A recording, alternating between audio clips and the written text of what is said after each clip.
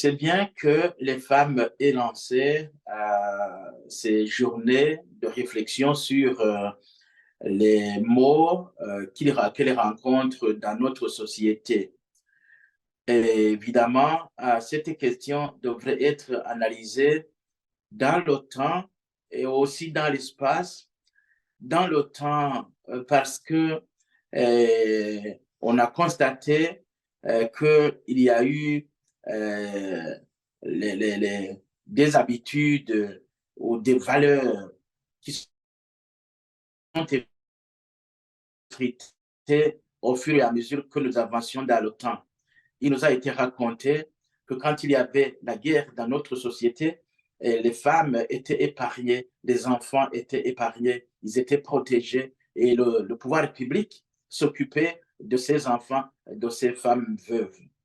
Mais avec le temps, on a constaté que pour des raisons diverses, j'entends le problème de propriété foncière, j'entends le problème de revenus familial.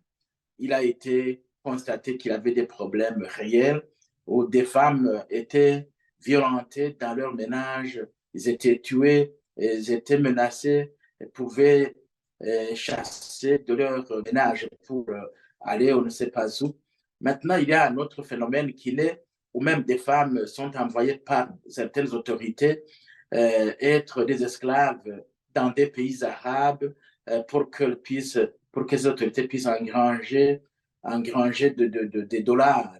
Je crois que ce sont des phénomènes qui sont nouveaux.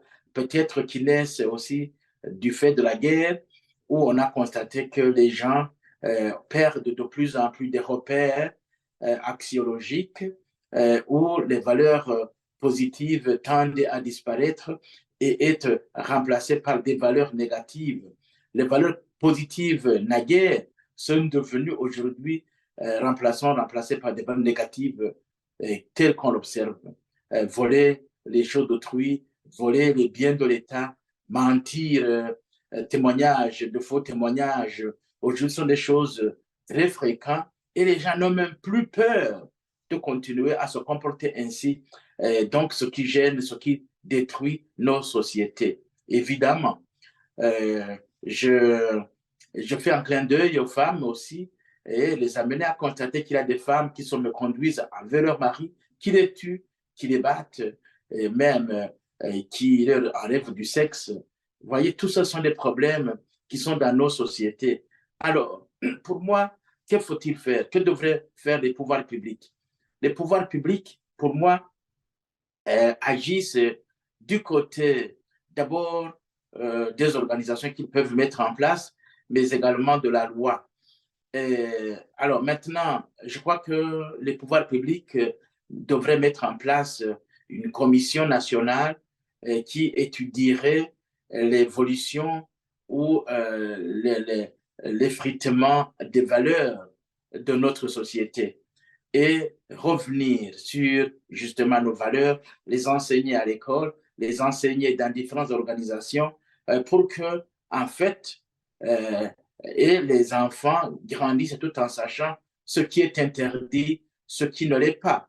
Je crois que ce serait à ce niveau-là que cette question des femmes devrait de tout cet arsenal d'enseignement pour essayer d'orienter notre société.